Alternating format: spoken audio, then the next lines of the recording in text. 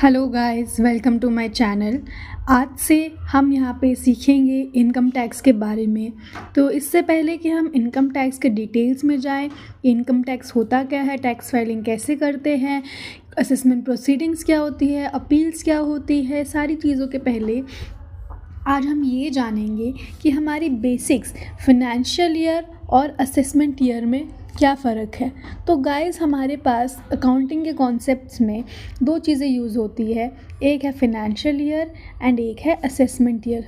तो financial year को हम शॉर्ट में बोलते हैं FY और असेसमेंट ईयर को हम डिनोट करते हैं AY से।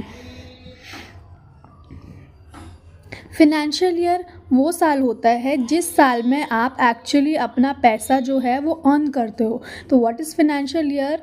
It is the year in which you earn the money actually.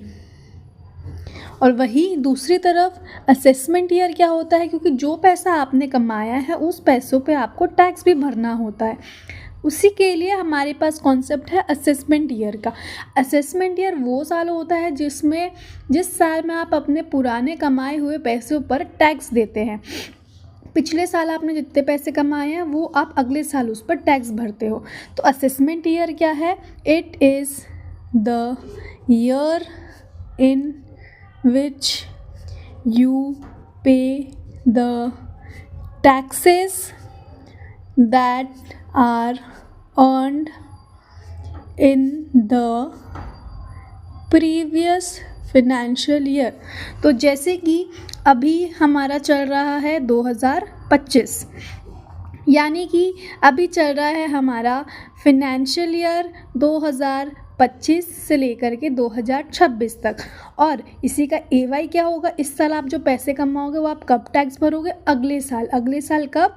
2026 से 2027 में।